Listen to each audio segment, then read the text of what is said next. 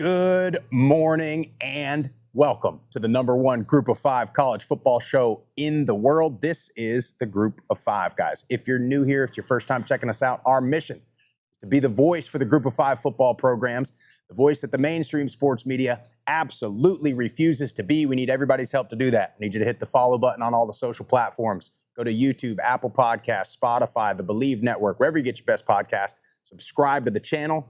Tell your family and friends all about us. Today on this Friday, we are live from New Orleans, Louisiana, Yulman Stadium at Tulane. Can't wait to get into the show. We're going to talk about all of the Saturday matchups. We're going to talk to Coach Sumrall a little bit later on in the show. Hope you enjoy the show.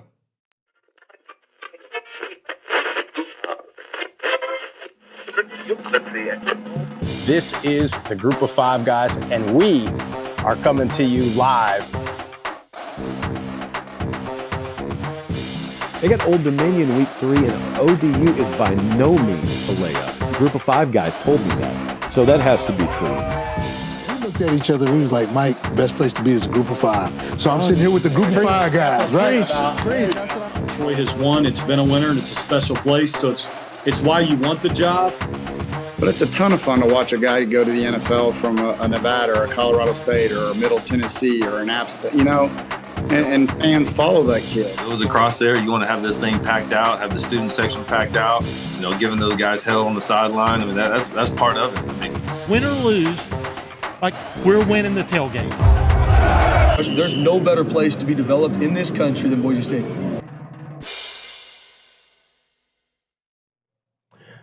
Jeff, have you ever been to Baton Rouge?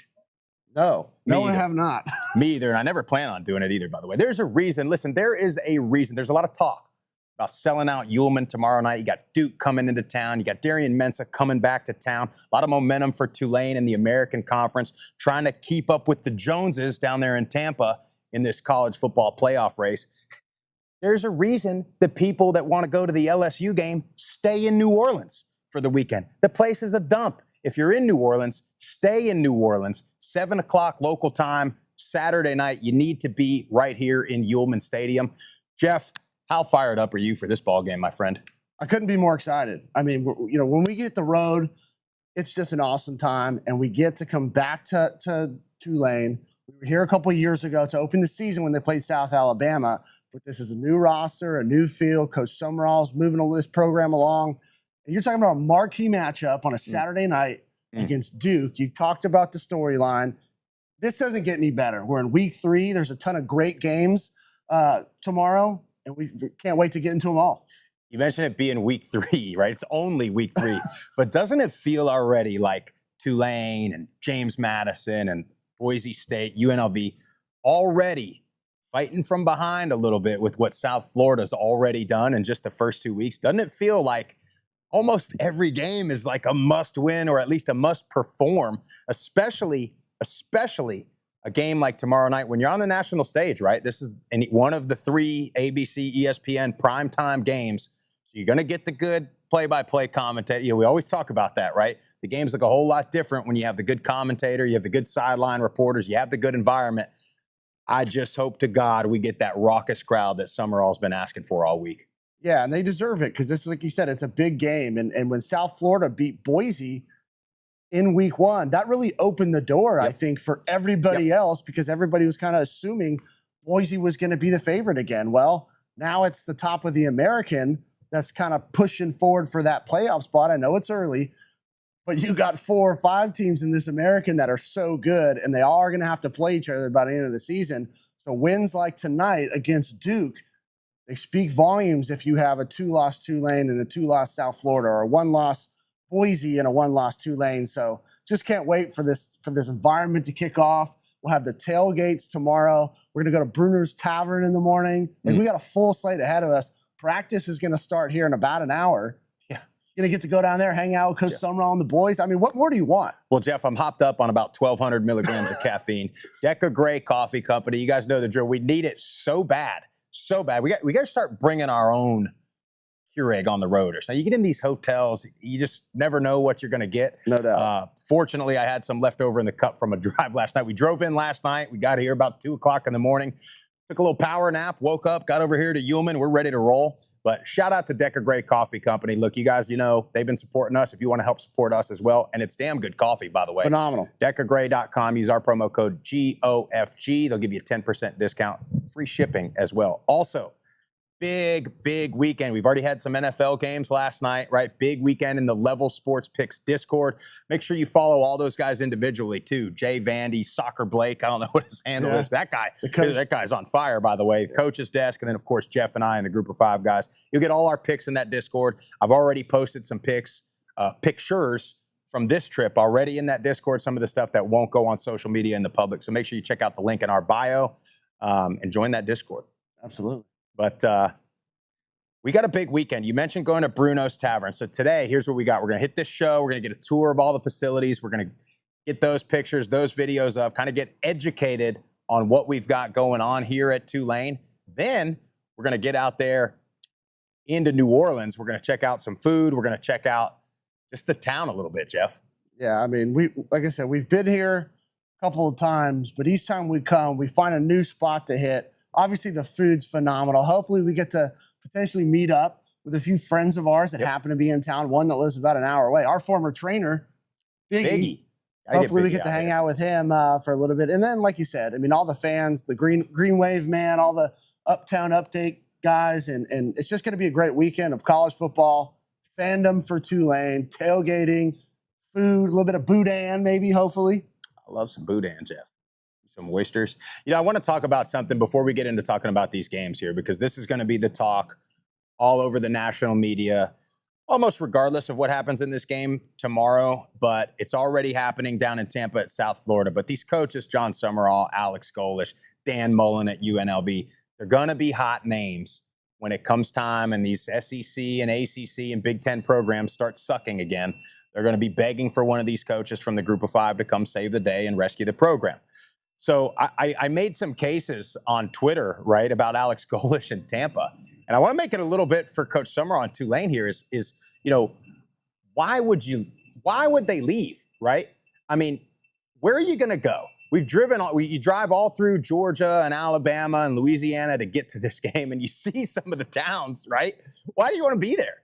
I mean, yeah, everybody's going to say you're going to make some more money, but you see what they're doing with Billy Napier, right, at Florida. You see what they start doing with Brian Kelly. If Brian Kelly loses to Florida this weekend, they're going to freaking lose their mind in Baton Rouge, too. They're going to want him gone. And they always want the local Group of 5 coach. The Florida fans want Alex Golesh. The LSU fans are going to want Jon Sumrall, all that stuff. My thing is this, man. Look at what Scott Frost. That's a perfect example. And I had some people saying, oh, well, look at Scott Frost. He's right back at UCF. So no harm, no foul, right? Yeah. But Scott Frost's legacy, it's scathed a little bit, right? It's scarred a little bit. And UCF is almost a decade behind where they could have been. This is a program that was claiming national championships. This is a program that was winning New Year's Six Bowl after New Year's Six Bowl.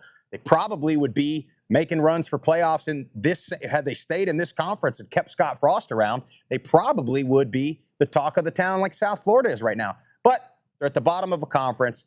They bring back Scott Frost, and I hate a retread, but I just look at some of these things, Jeff, and I get the money, I do.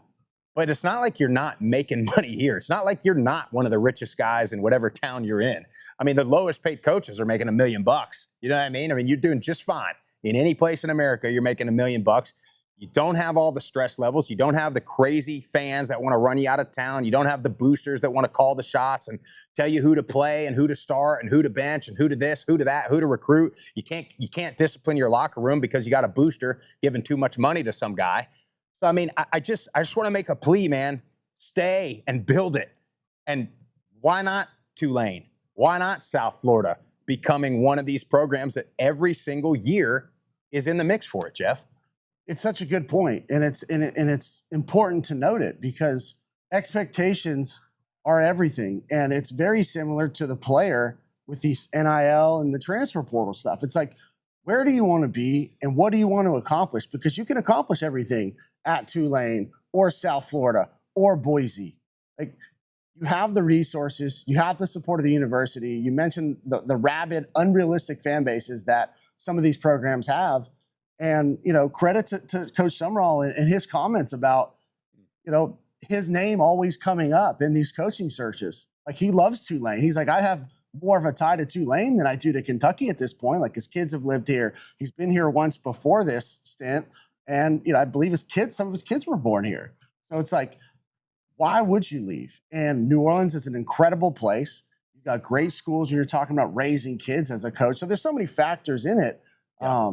But I'm with you. I think you can do everything you want to now that the playoff access is there for the group of 5. And you're not going to find a better situation than Tulane or South Florida or Boise or some of these top tier, programs that are at the top of their conference in the group of 5. You talked about the way that Coach Sumrall specifically has embraced New Orleans and made several comments about, the Northwestern program disrespecting New Orleans a little bit.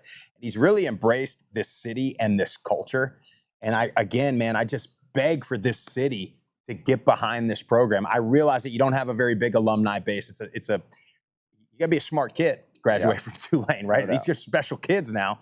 But this city, this community, man, you got the Saints in town. The way that you ride for the Saints, man, get on this Tulane train and let's get this thing rolling.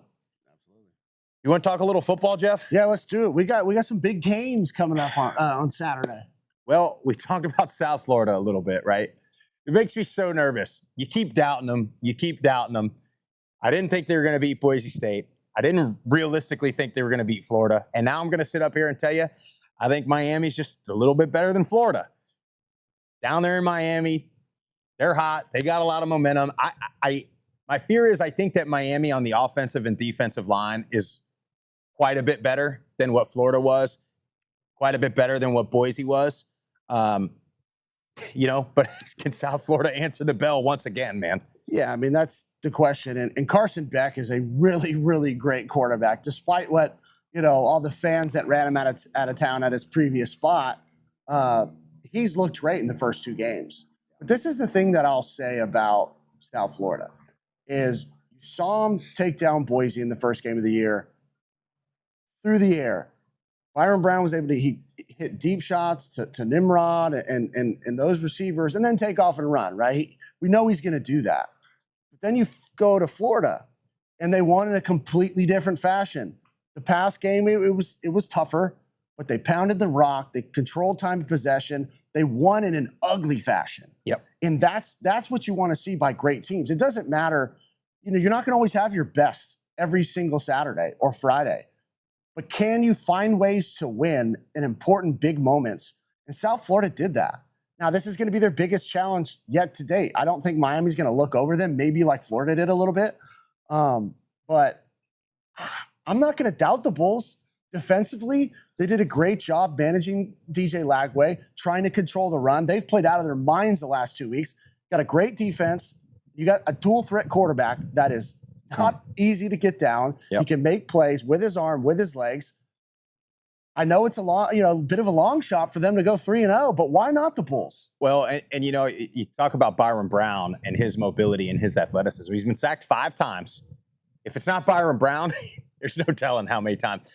I will say, though, that Notre Dame quarterback had quite a bit of success against Miami on some broken plays, running, and he ain't as athletic and certainly not as big and physical as Byron Brown is. But, man, Miami's got some guys that can get after the quarterback, dude. They do, but, here's the thing is if we're talking about what I like in this game from a betting perspective, I'm not buying Miami at 17.5 points. No. I mean, South Florida has proved every bit that they can contend, they can actually win this game, and they've showed it in the first 2 weeks. Unless it just gets crazy out of hand, 17.5 points is a lot. You can push that up to 24.5, and you're still getting great value there. I want to say there's no way, but 24.5 points, mix that in with a parlay.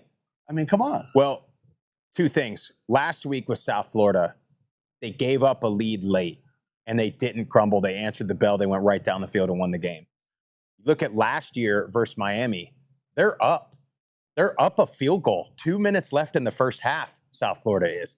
And I'll never forget it. I think Louis Riddick's on the call, and he literally, as the play's happening, says, you can't give up a cheap score here. Next play, Cam Ward down the field, touchdown. And then after that, it fell apart. I think that they're mentally tougher this year, where they last year they let something like that kind of crumble them, and then Miami goes down the field and blows them out. This year they answered the bell a little bit better than that. So I'm looking forward to watching it. We got pause everything, guys. We got hold the phone right. We got everybody stop what we're doing. We got the man of the hour. Need this up here. Tulane head coach Jon Sumrall. The guy, we had him on the show last time. We will get you on this side. I think. What's up, boys? Yeah, I'll come wherever you want me, man. What's up? Y'all man? good? Yes, sir. Good to see you. Right here. Yeah, come on. I had him on the show last time in spring. The guy comes on like 5 minutes before spring practice kicks off. Now, I mean, we're what, 20 minutes from a Friday walkthrough practice? Yeah, we just broke special teams meeting. We're headed to position meetings right now. We're on the field an hour and 15 minutes. So we got 9:45 run through. Y'all are welcome to come watch. I might ask you if you got any touchdown plays, we'll take any suggestions. I got a goal line play now that I've been waiting. We ran it at 8 years old. I ran it on the 85 pounders, Northeast Rebels. It works like a charm. Let's go. We'll talk about it. Coach, talk about this game. What we need to see from the city of New Orleans to come out here. I know you've been begging for a raucous crowd. Yeah, we just need to pack Yulman. You know, we've got a good football team, and Tulane football has been on the rise the last several years. And to be able to play, you know, we opened the season here at home with a Big Ten game. We went on the road against South Alabama, another really good Group of 5 school. And then we have an ACC opponent here at home who won 9 games last year and has a really talented roster. And if you can't get excited about that, then you got a problem. Like for us, this is a special opportunity. It's going to be a great challenge. They're a really good football team, but we're excited about the chance to host this game. And the city of New Orleans needs to come out and support it. Absolutely. I mean, there's no better place you could be than here Saturday night. So you got to show up and show out. Talk a little bit about Jake Retzlaff. You know, coming in late, he's really only been here maybe a month and a half, 2 months at the most. Yeah. I mean, from a quarterback standpoint, that's so difficult. You're learning a new system, all these different things. Just talk a little about his development and who he is as a leader. Yeah, you know, so he started the Northwestern game, and one of our media guys told me, hey, he's been here for 38 days. And it was game 1. So late arrival, got here late July. You know, all the things you have to kind of get acclimated to. So you're talking about a new place, obviously. Like New Orleans is a little different than Provo. Okay, a little bit. And so there's that component. And then you're talking about you have to get acclimated from an academic standpoint because he still had to finish a couple classes at BYU to graduate to be eligible, and then immediately start classes here. So there's a lot of academic stuff going on behind the scenes that people forget, like they're actually doing schoolwork. And then learning a new offense. Luckily, there was some carryover from some BYU things. Like they're pro-style-ish. We are too. And so there was a few things that maybe overlap, but the terminology is completely different. Like what our formations are and theirs, we don't call them the same. And so you had to learn all of that. And you have to learn all new teammates. And I'm not talking about just from a football perspective, but like you got to learn their names and what makes them tick and who they are as a person. And then as a quarterback, it's like, okay, well, I'm throwing a slant to one guy, and the speed and the timing of the slant may be a little different than the next guy. So, you know, a big possession receiver might run a slant a little different style than a small slot type player. And so all those nuanced things that he's had to work through, he's been very impressive in how he's handled it. You know, I feel like we're very fortunate, and Jay gets a lot of talk for good reason because he started for the last couple weeks for us. I feel like we have 2 starters. I mean, him and Brendan Sullivan. Brendan got in last week and went 3 for 3. If it wasn't for a false start, he's probably going to lead us to a touchdown drive. And so I think we're very blessed and privileged to have 2 guys. They're both gritty. They're both tough. They're both kind of blue-collar type players. And Jake's been great. Brendan's been awesome in how he's handled it. Brendan really, in training camp, was probably a slight lead in the quarterback battle, went down with an ankle. Jake was 2 months behind Brendan in maybe the installation process. That was probably wise as much as anything. But they're both unbelievable teammates, players. We're very fortunate to have both of them on our team. Jake's been awesome in such a short amount of time. Coach, talk about your process in choosing a quarterback. We see a bunch of coaches and teams try to run 2 out there, rotating every drive or quarter. And you've had the last 2 years really like gone with the guy that nobody thought was going to be the guy. So just talk about your staff and how you guys decide on that. Yeah, I would even go back to like year 1 at Troy. You know, we had Gunnar Watson, who led us to the conference championship game. But late in that training camp, we brought in Jarrett Dagey. And, you know, Gunnar was our starter. We knew that. Jarrett was available in August, and we brought Jarrett in. And glad we did because Gunner had an injury that caused him to sit out a couple games, and we put Jared in. We're tied with Western Kentucky in 2022 at Western Kentucky. Gunner gets hurt. Jared comes in, and next thing you know, we go in and score two touchdowns and end up winning the game. But so you always need to have, I think, two guys. And there is a balance to, okay, if you have two, like some people say, if you have two, you have none, right? Yeah. But to me, I'm a believer in like, man, I'd rather have two guys that can go play the game and us win. Now, you do. There's one football, and I think you can do the quarterback shuffle thing too much. You can run too many guys in and out. We wanted to play Sully more last week, but the game flow didn't present itself because we got down 14-0. We crawled back, and the middle 45 minutes of the game, we went 33-3, and in the end, we kind of fell apart a little bit and had to hold on, and so we couldn't play him as much. But I think there's a balance. Like, you have to get your second guy reps, and you have to make sure they both know that you believe in them and they're confident. I think you can't just play the in and out game because it's hard to get a rhythm or a flow. Can't do it. And then also, like I said, if you're yanking them in and out, guys are like, man, I'm afraid to really be aggressive and like take shots. And so both of our guys know that I view both of them as a starter. And every year's different. Last year, and clearly everybody wants to talk about Darian in this game, and I get it. I'm good. Like, that's a great storyline. It is. He's coming back to Yulman. But last year, he was the third string guy going to training camp. And when I named him the starter, I think most of the local media people here thought I'd lost my mind because we had Ty Thompson, who was a former 4- or 5-star recruit who's still with us, playing tight end now. We had Kai Horton, who had played in some games in Michael Pratt's absence when Michael had been injured a couple of times. And so Darian was sort of the unknown, almost a nobody, to the point that when I got here, a lot of people didn't even know how to pronounce his last name properly. Everybody called him Mensah.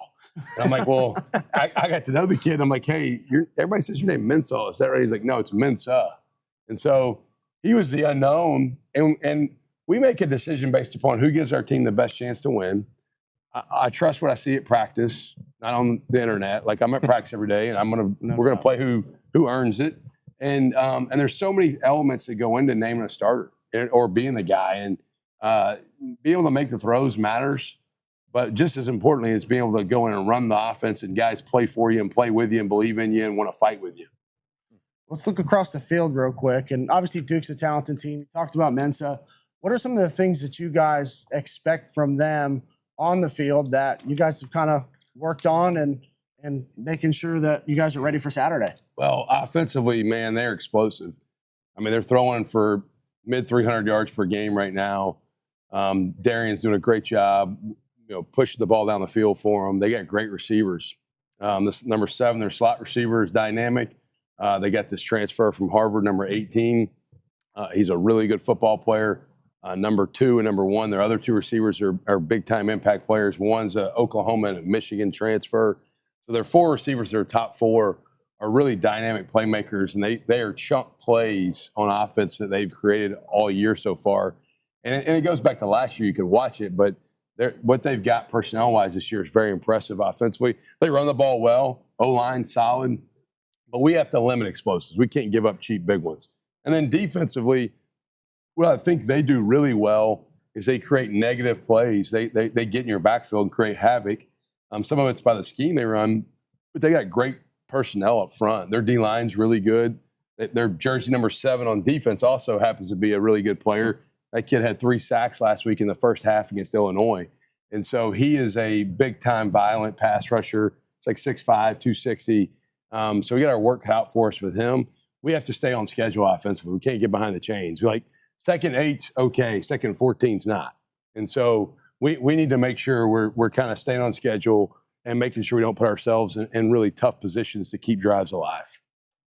Coach, one more thing and we'll let you go. Just talk about you and your family embracing New Orleans and this city and this university. Yeah, well, it's really easy. Drew Brees said it, if you love New Orleans, she'll love you back. Like, this is an easy place to get plugged in and connected. My oldest 2 kids were born here, and Jeff, you've met them. Like, my twins, they're 12 now. They were born here when I was the co-DC here in 2012, 13 when they were born. But so this place is like a home to us. I mean, our kid, like I said, my oldest 2 kids were born 3 miles from here. And so it's very special to be back. My wife is like a rock star out in the community. Like 2 nights ago up here in the Glazer Club, we had a huge gala for Salvation Army. My wife's on the board for Salvation Army. And you've got Olivia Manning and Tyrann Matthew and Deuce McAllister and all these. There's and JT Curtis, local high school coach. Jeff Curtis's son is offensive coordinator. That was up here on Wednesday night. Today, my wife's at a luncheon for Son of a Saint, which is another charity nonprofit group here in town that helps youth boys with mentorship stuff. And so our team's very involved with, and me and my wife are also really involved with. And so there's a lot that like we love about this place and want to give back and help the city. And I tell people all the time, if you can't have fun in New Orleans, you got a problem. Like this is a place where, you need to keep, if you live here, you got to keep like a camping chair in your back of your truck or your car because you're going to pull up to a party or a festival at some point in the week. And so the off season, there's a reason why during the season, I'm usually like thinner and lose weight. It's because I'm working and I'm able to work out. But the off season, I always put on like 20 pounds here because it's Mardi Gras. And then there's Jazz Fest and there's French Quarter Fest. And there's a festival every week. But man, it's an awesome place, awesome town. Tulane football being back on campus has connected us so much better to the city than we were in the Superdome. And our students, you'll see tomorrow night, like our student section will be slammed. Like there won't be an empty seat in the house. There better not be. I mean, it'll be rocking. they'll be rowdy with it being a night game for sure too. And so I think there's been a real connectivity between Tulane football and the city. And man, we love it. My family loves it. We're so engaged in this place. It's just such a special place to be. Love it.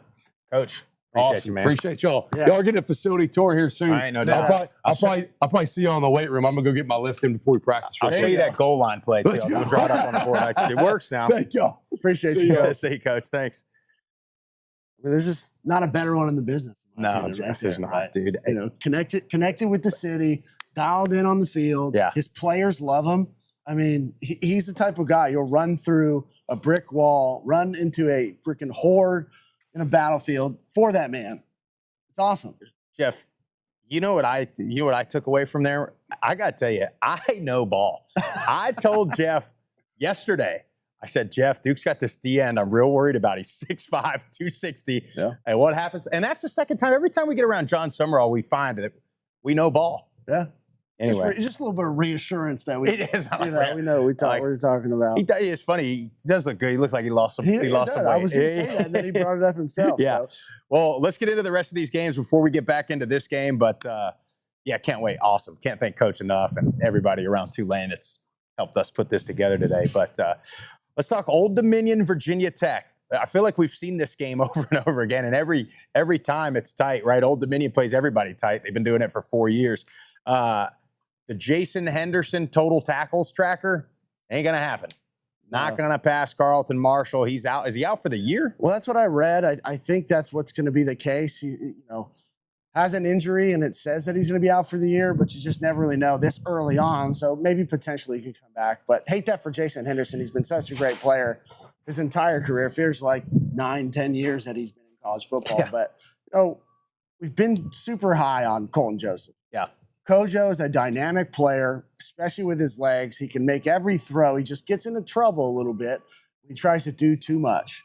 And that's where in this game, he's got to be really good. You're going to make plays. You're going to be special. You have that talent.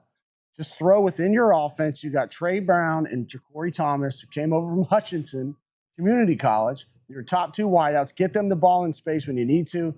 If you get in trouble, take off with your legs, make something happen. I mean, they can win this game. Yeah. They have all the pieces to do it, but Kojo's got to be the guy, and he's got to protect the ball. Well, and you talked about that Indiana game, right? It was offensively, you really just had the 2 big Kojo runs and not much else.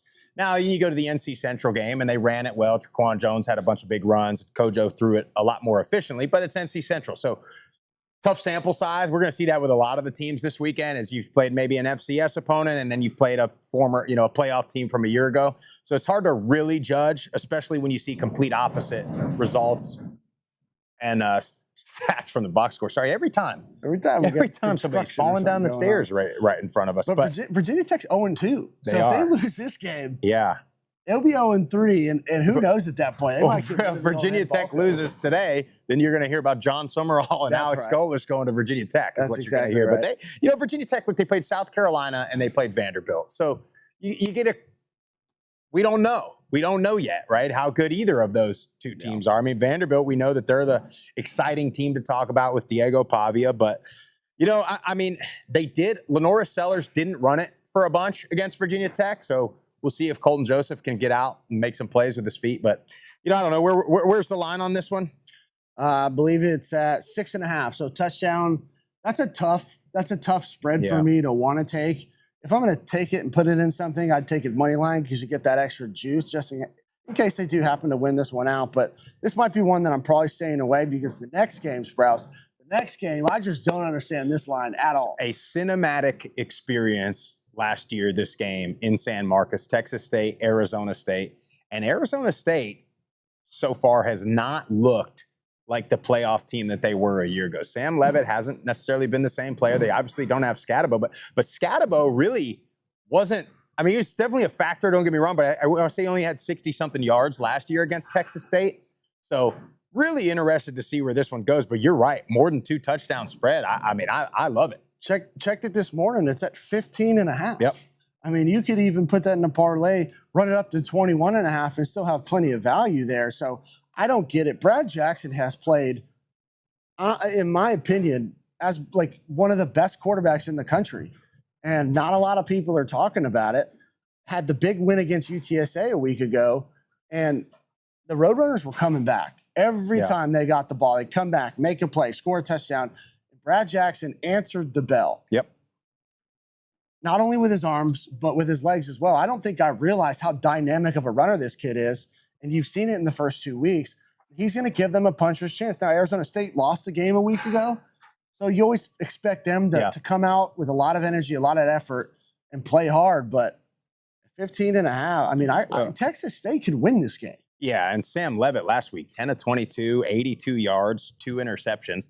You look at that game last year, Texas State outrushed Arizona State, threw for more yardage than Arizona State, about equal on third down, but 3-1 in the negative on the turnover margin. They lose the game by a field goal. It's the same situation, right? Yeah, and Texas State, the thing about them is they got the dudes on the outside in the backfield. Bo Sparks, Chris Dawn, and then you look at our guy Lincoln Perry, who's had a phenomenal year, in the first 2 weeks of the season running the ball. So you take away the run, they're going to spread you out and throw it outside. So I just, I don't want to get too high on Texas State. I know it's only been 2 weeks, but I mean they have looked really, really good. Yeah, I like that. When you get to Memphis at Troy. I've swayed a little bit on this game, a little bit. Now, Memphis 12-0 in their last 12 against Sun Belt opponents. That worries me for Troy, Jeff. It does. Obviously, the historical, data is not on your side. And Memphis, look, they went out and spent a bunch of money. They got all that FedEx dollars and NIL. We're able to go get a lot of good players. One of them is quarterback Brennan Lewis from Nevada. Another dual threat quarterback who could run around, make plays. He's looked a little inconsistent throwing the ball, but not everybody's going to come in right away and gel with your receivers in the first 2 weeks. He can do it. We just quite hadn't seen it yet in the past game, but him and Sutton are leading the team in rushing. So expect to see a lot of ground game. They're obviously going to want to control time of possession, but Troy goes down to Clemson. Yeah. I mean, by all accounts, should have beat Clemson, or at least it could have been a whole lot closer and tight at the end of the game. So, Goose Crowder played well early in the game, threw a lot of interceptions towards the end in that second half. He's got to protect the ball, and then you got a phenomenal running back in Tay Meadows. If you're Troy, just pound the rock and then go play action. Well, and that's where Memphis's defense is great against the run, but that's where they are a little bit suspect is in the back end. So if you can have some success with Tay Meadows, you're exactly right. That'll open it up in the pass game a little bit. I think, what's the line on this game? 3.5. Well, I'm staying away. I like it close. But, you just don't exactly know what you're going to get out of either teams because you've seen 2 different versions from week 1 to week 2. So this is probably one I'm going to stay away. There's other games that have a lot more value, I think. Yeah. Then you got the Shula Bowl, Jeff. I've been to this game many a time as a young whippersnapper, as both programs are growing in their prominence down there in South Florida. FAU at FIU, Pitbull Stadium. First time in a long time FIU's been favored in this game. Here's the thing, though. They've only won it 5 times, ever.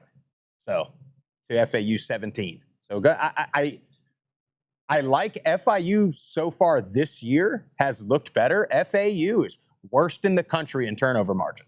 So, I mean, you like a Willie Simmons team to maybe have some success, but history shows otherwise. And Zach Kitley, Caden Veldkamp figured it out last week. I know that, playing an FCS team, but you handled them and did everything you were supposed to do. You had 5 touchdown passes, 0 interceptions, and that's what he's got to do. He's got the talent on the outside. You're in the perfect scheme for you with Kitley in that offense. And just take what the defense is giving you. Move the ball down the field. Stay ahead of the chains. You just can't have that many turnovers and expect to win. So if they can play a clean game like they did a week ago, we love Willie Simmons. Yeah. Our former running back coach at Middle Tennessee. There's just something holding me back a little bit about Kewan Jenkins. I don't know what it is. He's been there long enough. In my opinion, I think he should be dominating more. So this, for me, is a great benchmark game for him. Yep. He can come out and look the part, put up a great game, and get a win in the Shula Bowl. I'll be bought in. Well, and you're probably going to see him have to throw it because I do think FAU is going to score. So I would love to see that back and forth. It could be a really exciting ball game. I think I like the over in this game. Yeah, where are we at on that? On the over? 58.5 right now. Move that down maybe a little bit. You still got some value there. Yeah, Liberty at Bowling Green. This one's interesting to me. Liberty's a touchdown favorite right now.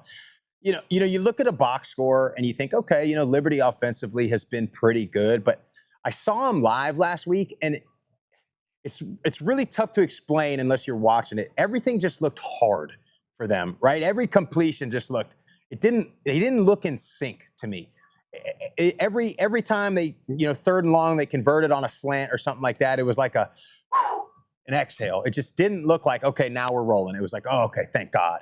We got a first down. We're still alive. And that's what makes me really nervous. And then Bowling Green on the other side, big special teams plays in week 1. It kind of won them that game against Lafayette. Drew Pine, pretty efficient the last couple of weeks, but they haven't been able to get that run game really, really rolling with that big offensive line we thought.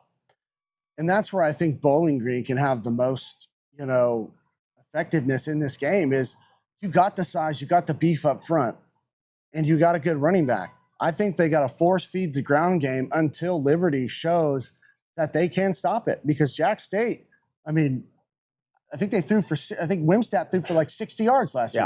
But it was a whole lot of Cam Cook, just pounding it, keeping that defense on the field, wearing them down in the second half. And that's when Jack State really blew it open. So, with the front that you have in Bowling Green, I think that's the route you got to take. Now flip the coin to Liberty.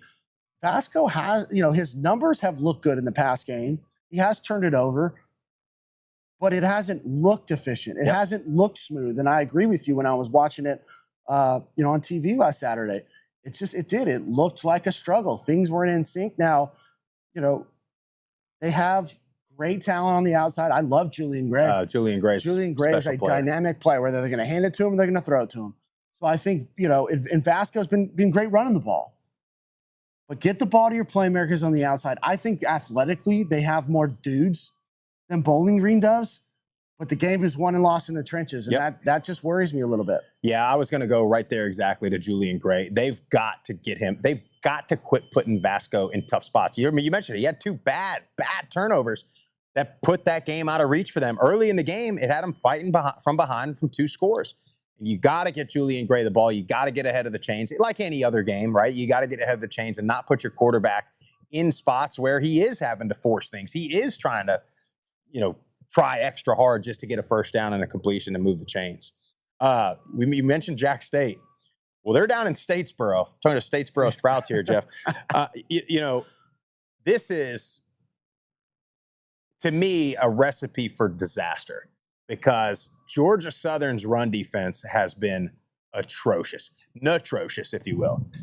And Jack State's run game has been phenomenal. So you're looking at it and you're thinking, I don't see where Georgia Southern, unless they've completely figured something out, or maybe the California trip just really was a big burden on them, which it may have been. And maybe you played, USC, obviously a tough team. You give up over 700 yards of offense to them.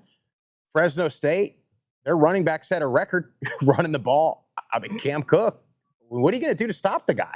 I don't know. It's going to be tough for Georgia Southern, but they're coming back home, right? Yeah. They always play better at home. The crowd should be fired up. It's the home opener. Paulson should be packed out. Hopefully it's a sellout game. But I'm with you. I said it on the Monday show. I'm not sleeping on Jack State anymore. Yeah. They've shown me enough in 2 weeks of play where Cam Cook is a powerful, good runner who's got great vision, and he's hitting the holes and doing everything he needs to do. Had a freaking record game against Liberty a week ago. Gavin Wimstat has done everything he needs to do. He's playing smart. They're using him very effectively on naked boots, getting out on the edge because he's an athletic guy. Doesn't have the greatest passing stats in the world, but he's running the ball. He's keeping the offense on time. And you heard Sumrall talk about it. That's what a lot of a quarterback's job is. So I'm not gonna sleep on them any more than the defense. They've been nightmares the first 2 weeks of the season. So I just don't understand how Georgia Southern's favored at 3.5 in this game. To me, it seems I'm not one to doubt Vegas because Vegas always wins, but this could be a game where a lot of people know Georgia Southern's name a little bit more than Jack State, and they're trying to get money, less than a touchdown favorite on Georgia Southern. Maybe I think Jack State wins this game, and I don't know what that does for an 0-3 Georgia Southern team. Yeah, I agree. Their ability to turn it over, to get turnovers has been a problem. Was a big problem for Liberty last week. Yeah, I think Statesboro Sprouse is real nervous, boys. Now maybe some reverse psychology might work in favor of the Eagles here. Look, the Eagles have all the talent in the world on the outside. I think J.C. French is a great quarterback. You got O.J. Arnold in the backfield. They have the talent on both sides of the ball. We were high on Georgia Southern going into the year. But we just hadn't seen it yet. And it's hard to say that they're going to just come out and show up in week 3 when you have had 2 weeks of where they haven't looked great. Yeah, let's go out to the Mountain West. Air Force at Utah State. Kind of tough. Air Force has only had one game, already a bye week, and their game was against Bucknell. But about as balanced of an attack from an academy team that you'll ever see against Bucknell. I mean, everybody got going. The backups got going. They ran it all over the place. If you're looking at a box score, you're like, I don't know who's the running back, who's the quarterback, who's the receivers, because they all got stats all up and down the chart. But again, it's Bucknell. And then for Utah State, Miles Davis has been pretty good.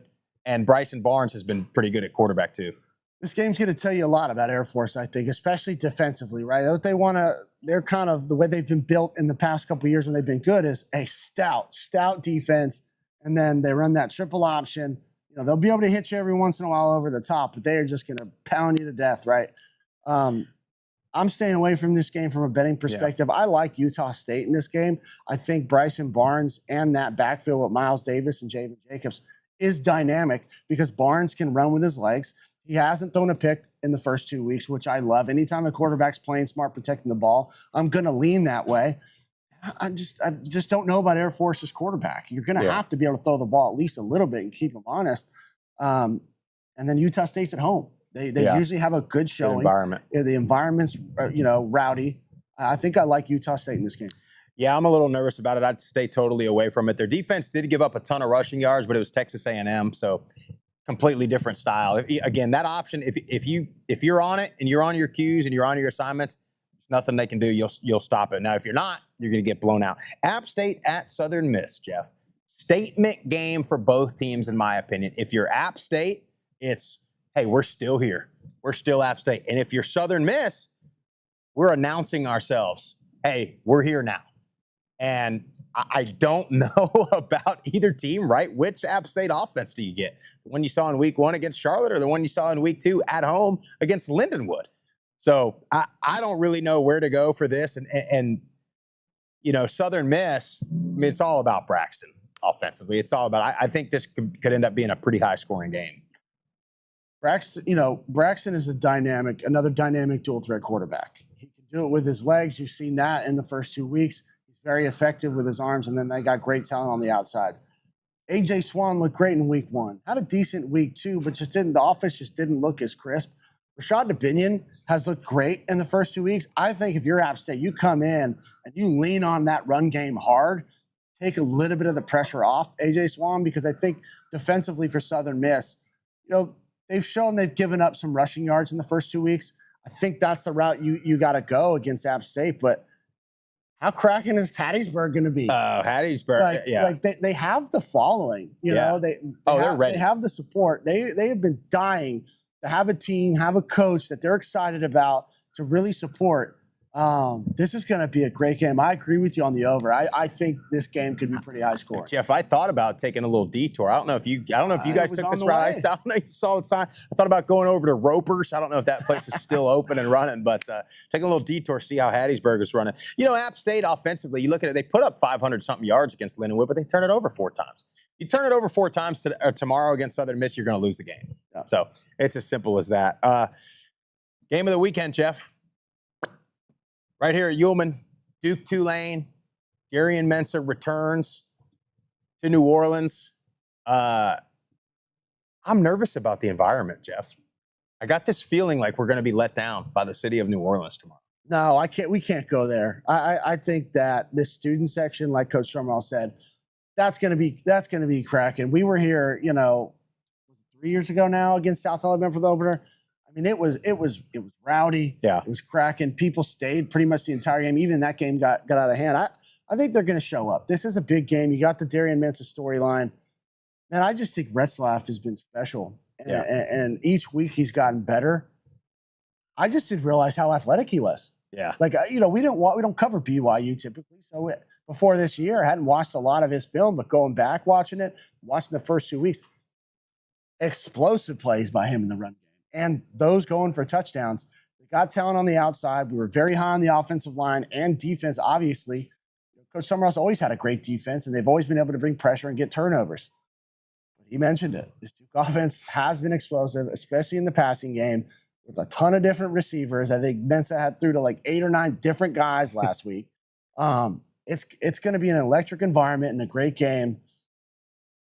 I'm excited for this reason. I feel like when we come and we travel, we kind of got to be a little unbiased. We ain't got to be. We ain't got to be biased. No, we don't, buddy. Let me tell you something. We're riding Tulane. If they're running I am leading the charge, taking that goalpost into some river somewhere. I will do it. Look, here's the deal. I might have to stay by the Duke tunnel. Stick a little foot out, they're coming out. Yeah. Well, look, you're right. They've been throwing it. Mensah's been throwing it all over the place, right? And then Coach Sumrall talked about a Manny Diaz defense. We know they're aggressive. They bring pressure. They force turnovers. That's what they do. But it does leave them susceptible to give up some big plays. So that's something to look out for, especially you mentioned Retzlaff running the ball all over the place. But, I mean, you can't pick against Tulane. No, we're definitely not going to pick against Tulane. But I think the key to Tulane, obviously, Retzlaff has got to play good. He's got to protect the ball. But Mobley and Gordon in the backfield, how you keep and neutralize a potent offense is keeping them on the sideline. Control time of possessions, play clean ball, don't turn it over. Utilize those backs in that offensive line. Feed those guys. Get those guys, 18, 25, 30 touches between the two of them. Keep that defense tired. You'll wear them out, and then maybe in the third and fourth quarter, you can pop some big plays. Retzlaff can take off and run around and wreak havoc. The main reason that I want Tulane to win this game, same reason I want South Florida to beat Miami tomorrow, is I want to see multiple teams from the American or UNLV, if it's UNLV in the Mountain West, to be undefeated late. And I want to see that committee sweat and have to make a decision and then have to choose about what happened on the field. So that's why we need Tulane to win this thing. Yeah, no doubt. The 51.5 is the over-under. I mean, I know Tulane's got a good defense, but it's going to be hard to completely stop Duke. I think we're going over on that game right there. Well, Jeff, we got a couple of voicemails, and then we're going to close out the show with something a little different today. So let's get to the voicemails real quick, and then we'll close up shop. Shout out the number real quick while I'm pulling it up. Yeah, phone number. You guys call that hotline, especially tomorrow night, late, midnight, 1 o'clock in the morning. You've seen your team play. You've seen all the other games play out. Give us your takes. Give us that raw emotion, 615-900-4287. 6. What up, guys? It is the Lunar Cowboy coming back at you.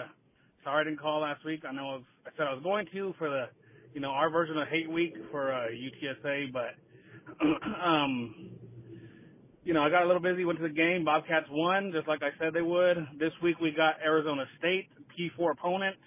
It does suck that those guys, got knocked out of the top 25 with a single loss and some other teams, barely moving any spaces.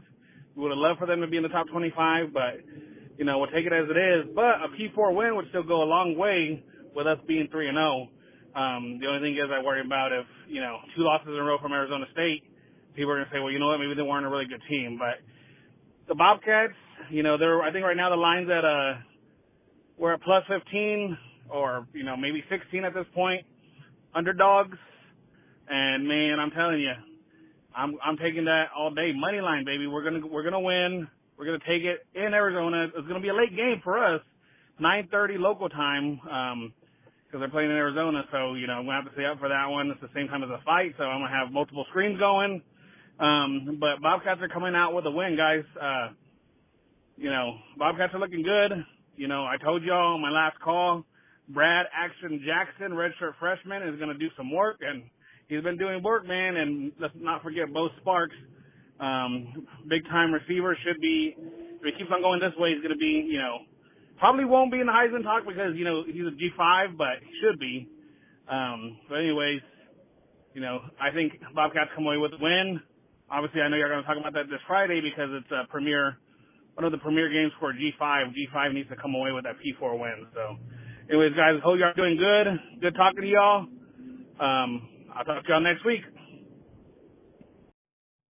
Appreciate it, Luna. Yeah, I mean, we talked about it. I don't understand the line. I think Texas State easily, I shouldn't say easily, has all the pieces to win that game. Yeah, I agree with you. I don't think Arizona State's as good as they were last year, and I think Texas State is as good, if not maybe a little bit better. 2 more. Group of 5 guys, thanks for taking my call. This is Sean from outside of Pittsburgh, Pennsylvania. And, listen, I know you all are excited to get down to Nolans and watch Tulane try to extract some revenge on good old Mensa there. But I hope, you guys are reserving a lot of energy for the game between, 2 of the top 10 winningest coaches active in college football, Troy Calhoun and Bronco Mendenhall. The 2 winningest group of 5 coaches heading and facing each other this weekend. Almost 300 wins between them is not an insignificant number. So it's going to be a pretty good game. Nice to see the Air Force get kicked off in the Mountain West with some early competition. Very, very excited for some promise there. But good slate of games, and love to hear some thoughts or commentary around that. And I know, Josh, you were so high on the Air Force quarterbacks, right? Curious if you got to watch any tape and see what the Air Force offense is doing under Sisson. So I'll sit back and listen. Thanks for everything you're doing. Most importantly, happy anniversary to you and your wife, Matt, and God bless and protect you guys in your travels there. Get there safe, and thanks for all you're doing for Group of 5 Nation. Thanks, man. I really appreciate that, and thanks for, thoughts and prayers about traveling and stuff. I tell you, it's rough driving through the night, dude. Yeah, man. Well, that's just a scary time anytime you get outside of the home base and you're out on the road. So appreciate that, Sean. You've been a loyal follower and caller, and it means a lot to us. Yeah, I mean, Air Force only played 1 game. It's hard to really know what that offense is going to see, but I think this game tomorrow is going to tell you a lot on how that quarterback is, what that offense and defense looks like. Yeah, I agree, and I think the winner of that game, it kind of steps into that tier. Maybe competing in the Mountain West. Let's get to our last one. Hey, guys, Zach Green here. This is my second call because I went too long in the last one. Jeff, just go ahead and count this as my only call for this week. Kind of got cut off at an awkward point. But, yeah, what I said on that call, and I'll say again, run defense, turnovers, special teams. Run defense, turnovers, special teams. That's what killed the Liberty Flames in Jacksonville, Alabama this weekend. Cam Cook and that Jacksonville State offense looked really good in the run game. The whole college football community's doubts, including mine, about them being a really good team this year seem to be slowly being proven false. They're instantly now like one of the main contenders in the conference, probably right now a favorite alongside Western to go to the championship game. So they're back. Georgia Southern, you're on notice this weekend.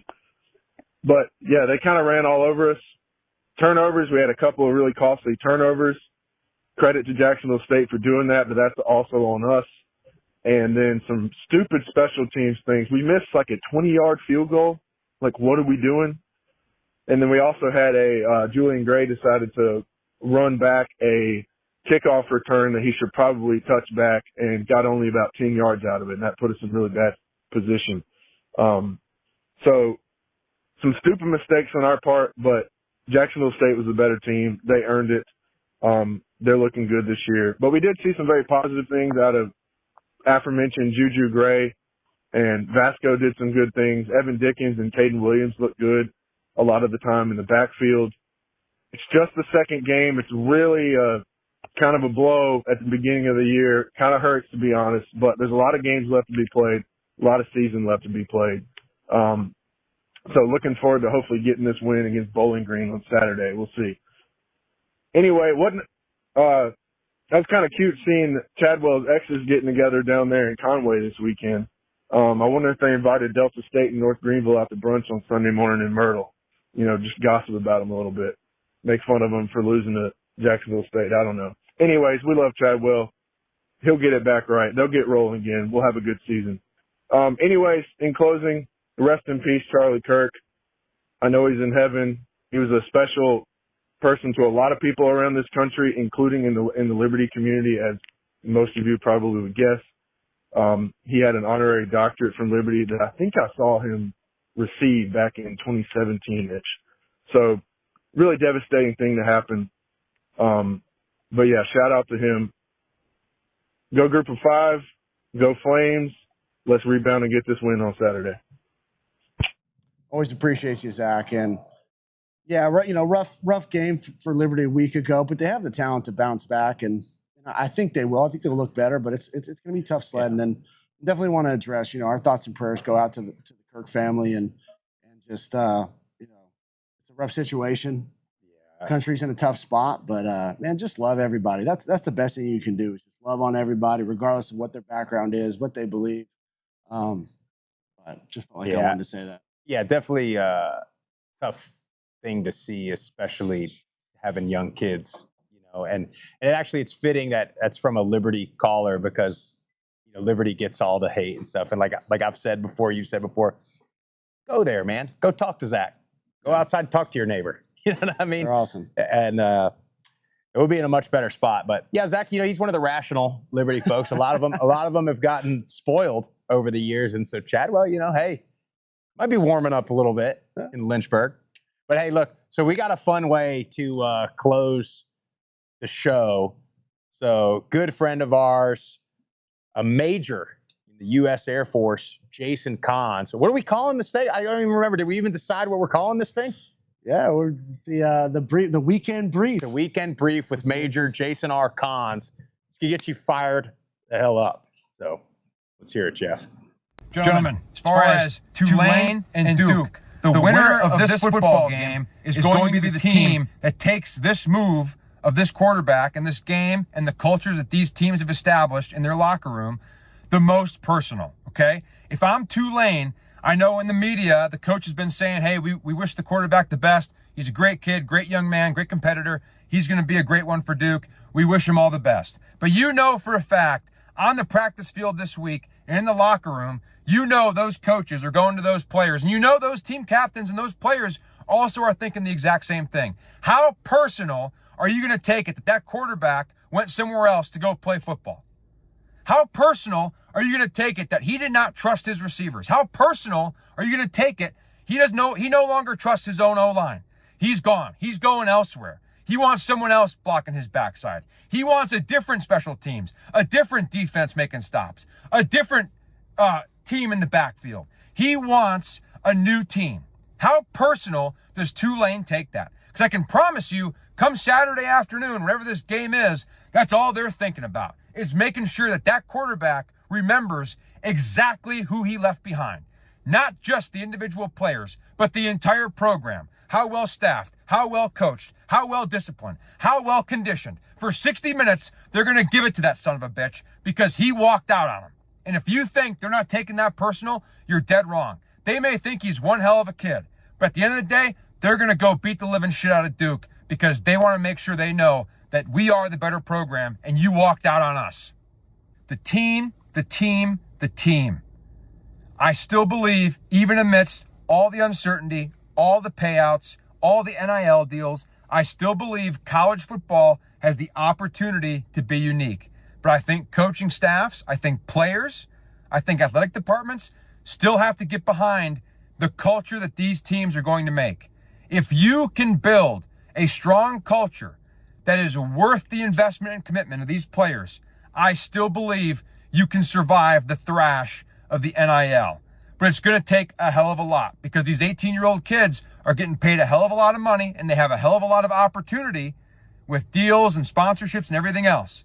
But it all comes back to the team. As Bo Schembechler said up in Michigan, the team, the team, the team. If you can convince these players that investing in the team, investing in the culture, and developing one, making one that those kids are proud to go play for, I think that commitment will still be able to drive any spear through any big-time competitor.